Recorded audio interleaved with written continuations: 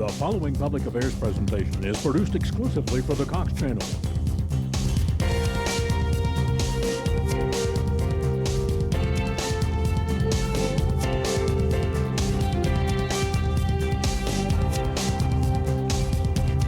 And now, The Verdict.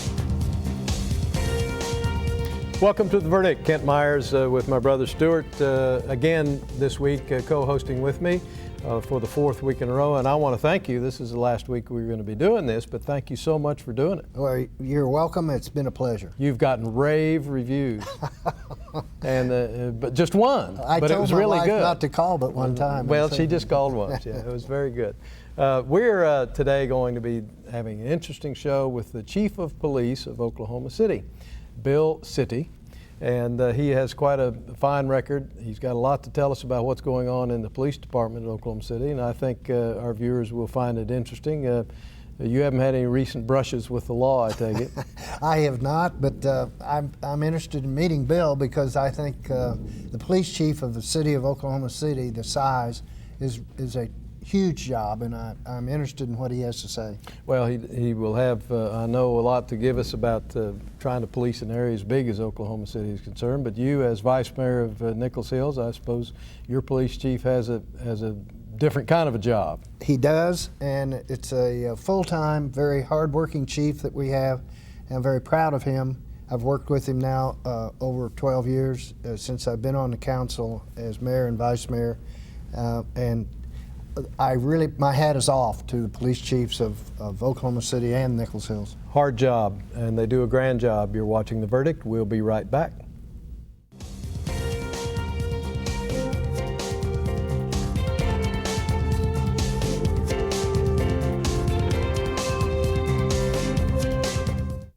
At Chesapeake Energy, here's a few of our favorite Hornets. Alexis likes reading. Sam enjoys history. Alec loves math. Chesapeake is proud to support both the Oklahoma City NBA Hornets and the Young Hornets at Horace Mann Elementary, where over 150 Chesapeake employees mentor to children each week. The students gain a lot from the experience, but not as much as we do. Chesapeake Energy, committed to building a better Oklahoma.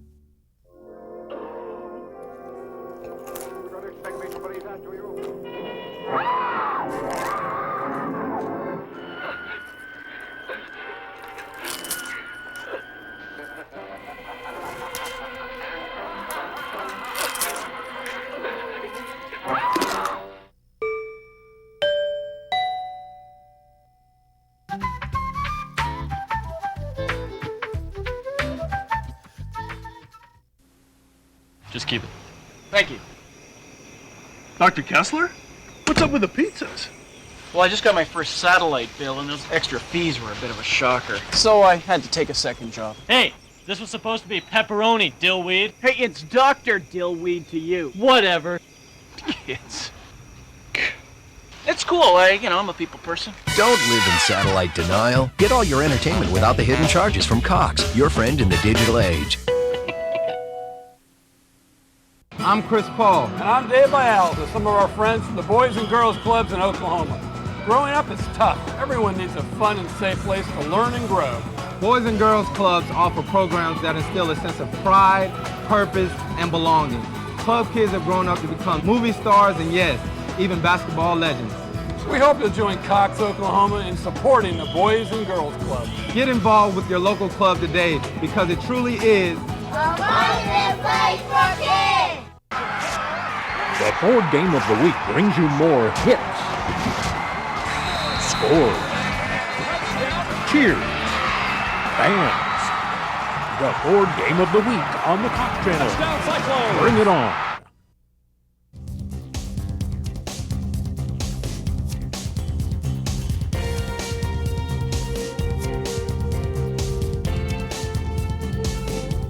Welcome to The Verdict. Kent Meyers with my co-host Stewart Meyers as we continue on the fourth week together. We are pleased this week to have Bill Citty, the police chief of Oklahoma City, join us. Bill is a lifelong resident of Oklahoma City. He is a graduate of Oklahoma State University and the FBI Academy. He's been with the Oklahoma City Police Force for 29 years. and he's active in a lot of activities in Oklahoma City, cultural and civic, including the Red Cross, the YMCA, and youth leadership. Bill, thanks for joining us. We really do appreciate it. Thank you, Ken. Thanks for having me. Bill, 29 years, you certainly have enjoyed a lot of satisfaction, I'm sure, from your job and your various jobs within the police department. Could you generally describe for us what has taken place over 29 years in your career? Well, it's too much to really talk about here in a short show. I mean, it's 29 years in law enforcement. I've been very fortunate, not only fortunate to be born and live in this community, but then also get into the field of law enforcement. It was never really a career choice that I had anticipated, but once I did get into it, fell in love with it, and I've really over the years I've been very fortunate to get to do a lot of different things within the police department. And like you said before, law enforcement is very gratifying. You have the opportunity to help people, help the community you grew up in, and try to make things better. The department has grown, hasn't it, considerably in size?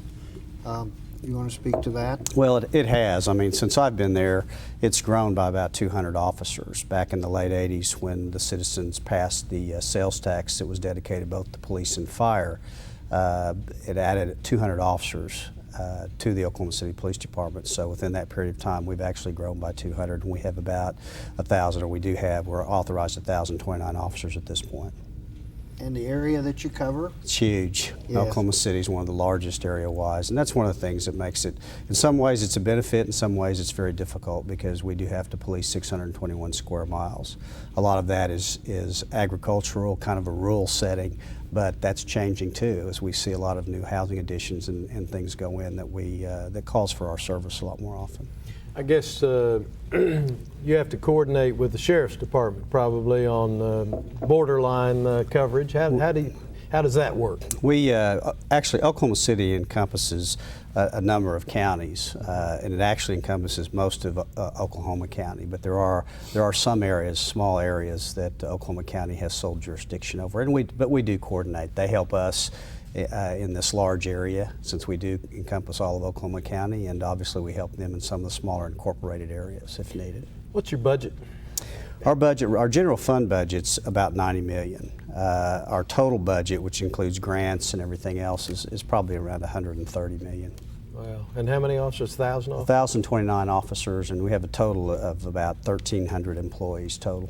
Are you pretty well staffed up now, or are you always looking? We're running a year-round recruiting process. We usually end up with 30 to 45 officers that were needed at any one time through retirements or anything like that.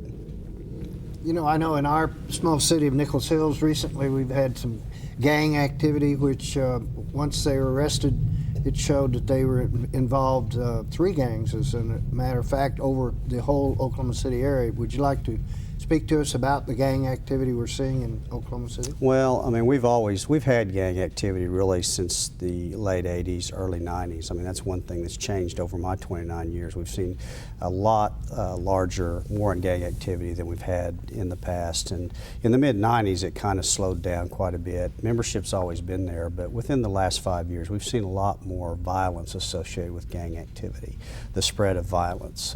Again, you know, the numbers for gang members have stayed fairly constant, but what we're seeing lately is a lot more violence associated with that.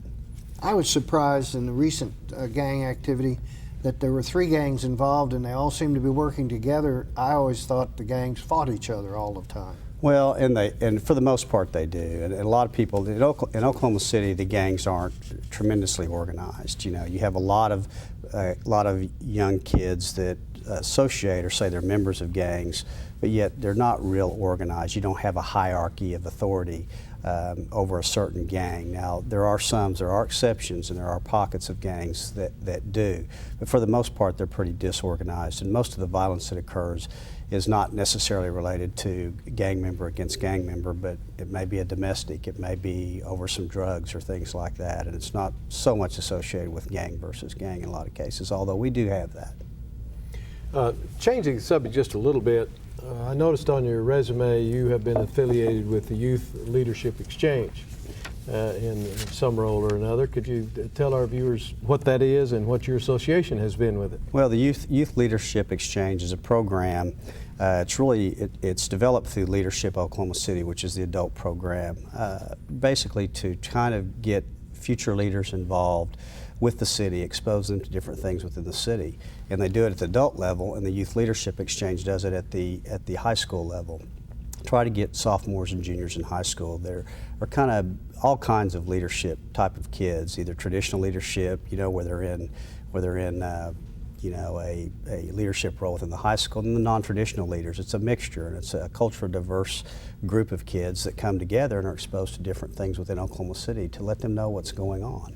A tremendous program. It's pretty self-serving on my part to be a part of that, because I probably get more out of it than the kids do, and I wish I could spend a lot more time, because when you meet these kids and you're really touched by the amount of enthusiasm they have, the knowledge that they have, and really their interest in what's going on within our community. So it's a wonderful program to expose these kids to what's going on, and in a lot of cases, kids that were planning on going to college out of state or planning to leave the state after they did get a college degree have changed their minds and decided to stay in state and work in state.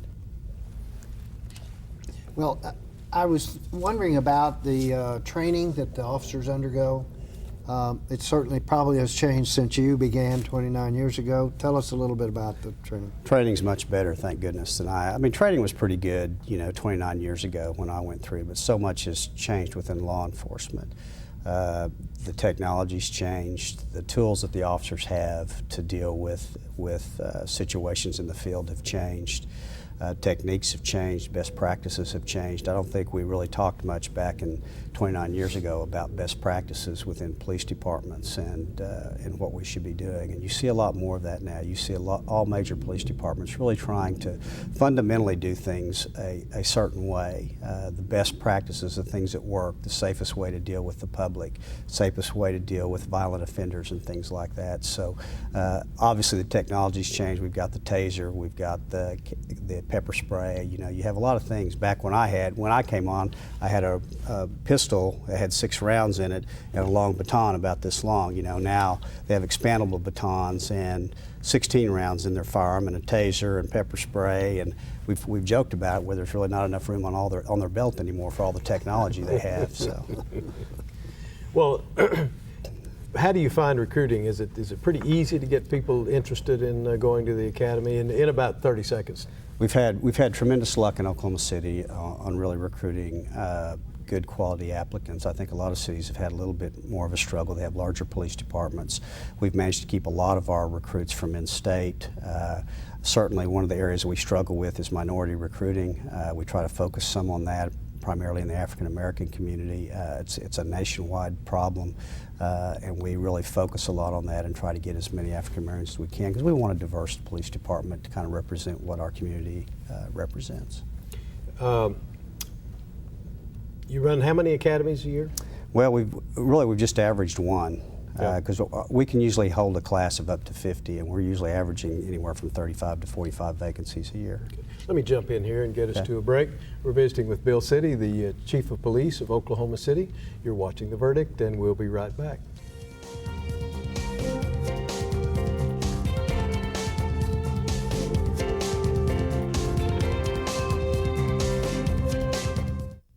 The Journal-Record is pleased to be a sponsor of The Verdict. The Journal-Record, since 1903, the best source of Oklahoma business news and legal information. Okiwani is an Indian name for a place where children play. When we obtained the camp, we found a lot of oil debris left in the woods. We saw a commercial about how the oil and natural gas industry cleans up old oil well sites. We called the OERB, and they agreed to remove tons of concrete and steel. It didn't cost us a thing. Thousands of children have left their footprints on this land. Thanks to the oil and gas industry, they will for a long time to come. All children deserve a life of hope and love, but sometimes they experience a life of pain, neglect, and abuse. When that happens, each child deserves all the quality assistance and representation that can be offered in our legal system. For more information, call 23-CHILD. Oklahoma Lawyers for Children, helping to bring hope and love back to the lives of abused children. Here's the pitch. Line drive on it. The Cardinals won the pennant. The Cardinals win. That's a winner. A World Series winner for the Cardinals. Oh, an unbelievable catch. Swing and a miss. Get up, baby. Get up, get up, get up, get up. Home run. Your slice of Cardinals heaven can be found on the Cox Channel all season long. He's gonna score. Come on, baby, come on, baby. Go, go, go. Go,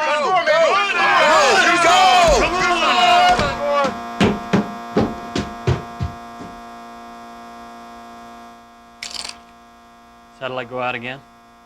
Yeah, rain. But this is just as fun. Don't live in satellite denial. Get the reliability you expect from Cox, your friend in the digital age.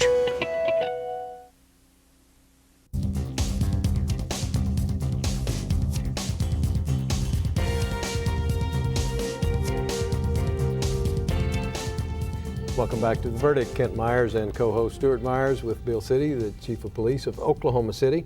Stewart, where are we? Chief, our population is changing rapidly.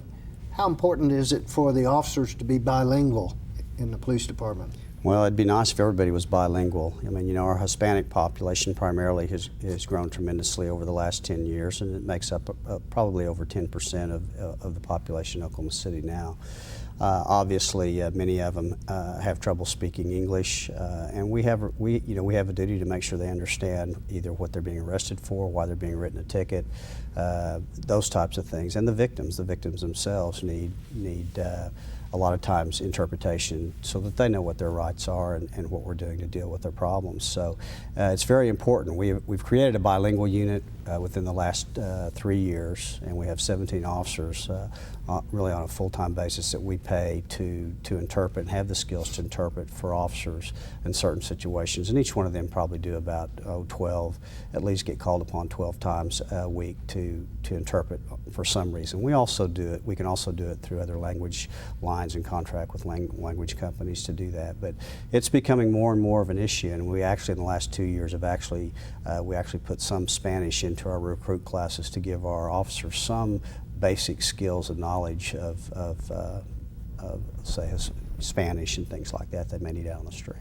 So if someone aspired to be a policeman or a law enforcement officer and was still in high school, Spanish wouldn't be a bad language for them, second language for them to take, I assume. The way I see it, it doesn't matter if you're going to work anywhere in the United States right now, probably Spanish is a good thing to have, and particularly in law enforcement.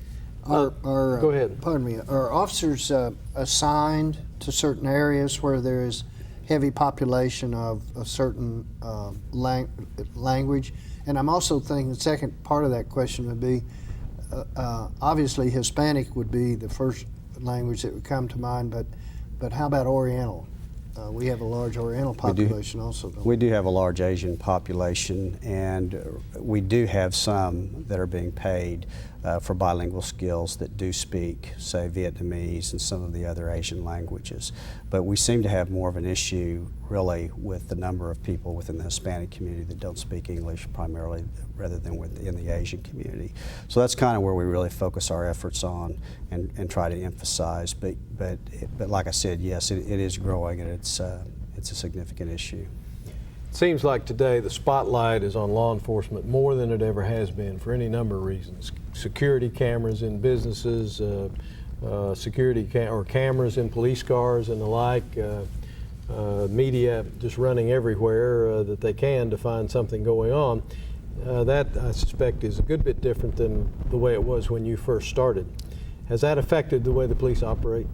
Well, communications has been a benefit to law enforcement, and it's also been to the detriment of law enforcement. And I say detriment in that there's a lot of things in communication that really cause us to have other skills and interpretation. It's like computer skills and things like that. So the communication, the criminals have it also. The video cameras is a positive thing. There's a lot of, I'd like to put video cameras in every car, but you talk about the costs of being able to do that is tremendous, and the storage and things like that. The media, yes. Of course, I have a media background. When I was a captain, I did the media for about 3 years, and they've always been interested in law enforcement and law enforcement issues. But communication has changed law enforcement in a positive way, probably primarily because we're able to document things a lot better, the things that we do out there in the field, and also in criminal investigations. So interviews and things like that are documented better. This is just a perception I have as a layperson, not as anybody who's studied this at all, but I've never thought that the police, at least in Oklahoma City, there was a negative implication of being a police officer. But it seems to me there's more of a positive implication now than perhaps there used to be. The television shows are generally, particularly dealing with law enforcement, are pretty positive, crime scene investigation and that sort of thing. Do you perceive the same thing, or am I overestimating it? No, I don't think it's that way everywhere. I think we've been really fortunate in Oklahoma because the citizens of Oklahoma City really support their police officers, and they appreciate the job that they do. They have a tough job, those officers out in the field do, and I think the citizens of Oklahoma City have always supported us, either through a bond issue or taxes. You know, you can see that they support our police department. They want them to be the best equipped.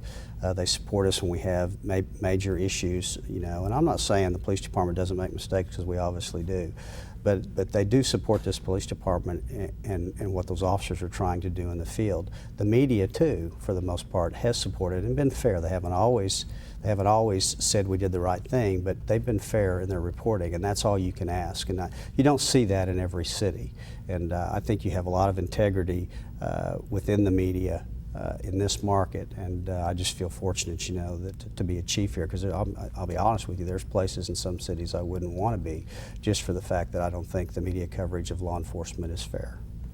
The legislature meets every year and passes thousands of laws sometimes in a session.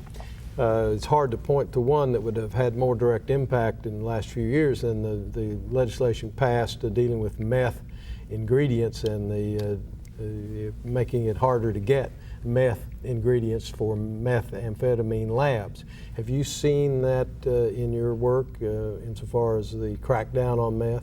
Well, you're absolutely right. It's probably one of the things that's probably had the most significant, most dramatic, most instant impact was the legislation on requiring people to get pseudoephedrine not just over the counter, but actually have to go to the pharmacy and get those. So that was the key ingredient. That's what was being used. And once they made it more difficult for people to get pseudoephedrine, then the labs have been reduced. We were averaging probably 250, about 240 labs a year. So far this year, we've had 13. So you're looking, you know, I mean, that's significant. 8-9 months into the year. And it took a lot of time for us to work those labs. It was considered a hazardous waste site. It was costly, and tremendous impact. I think the danger to the officer of just stumbling into one that they didn't know was there, but having to go in for an emergency, would have been significant. Absolutely. You had officers that were severely, probably just from the fumes and things like that.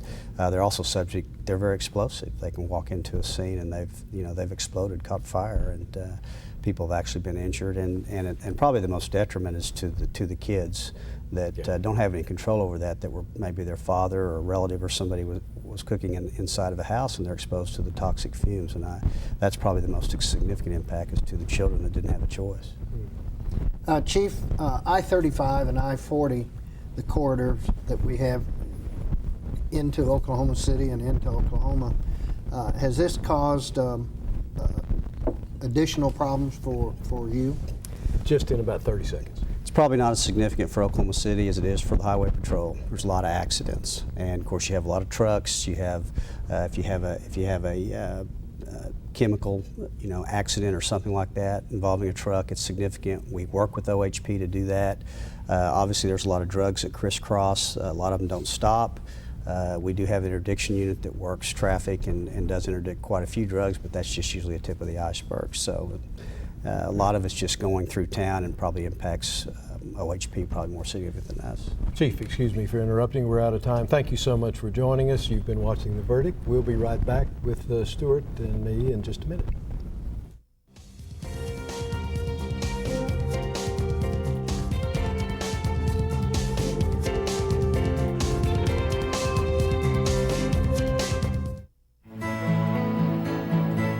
The good life comes naturally to Tulsa, where nature's beauty is matched with an eye for aesthetics. A legacy of neighborhoods graced with lawns and landscaping and handsome homes. A place that seems to have patented an ideal lifestyle. Bank First is loyal to the quality of life Tulsa assures its citizens, to the priority placed on education, culture, and growth. Loyal to builders who transform raw land into residential charm. Developers who see opportunity and add vitality to Tulsa's economy. Bank First serves both enterprise and private lives that need a loyal partner. It's how we help nurture this city's very good life. Bank First. Loyal to Oklahoma. Loyal to you. You need this one to get satellite HD. This one's your DVR. This one's for local channels. This one's... What are we supposed to do with all this stuff? Got you covered. Oh, by the way, that old satellite stuff makes a great end table. That doesn't look so bad, right, honey? Don't live in satellite denial. Get the latest entertainment without the hassles from Cox, your friend in the digital age. ¿Eres tú? There you go. Cox Communications está buscando empleados entusiásticos y motivados. Disfruta de nuestros beneficios, pago competitivo, grandes ventajas y oportunidades para el adelante. Si desea hacer una diferencia, tenemos un lugar para usted aquí con Cox Communications. Visítanos en la internet o llame para ver qué oportunidades tenemos para usted aquí en Cox. ¿Eres tú? Cox Communications está orgulloso de ofrecer igualdad de empleos.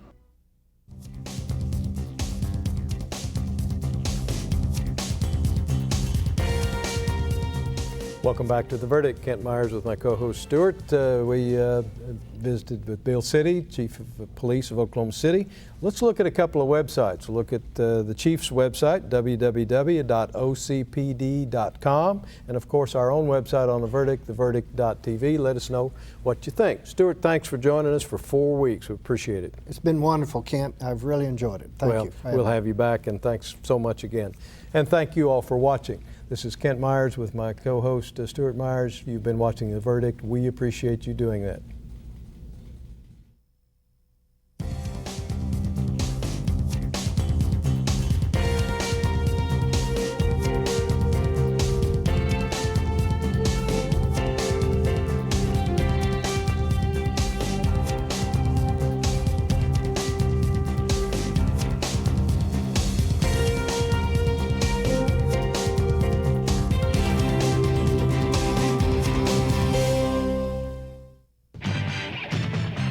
The preceding program was produced by the Production Services Group at Cox Communications, exclusively for the Cox Channel.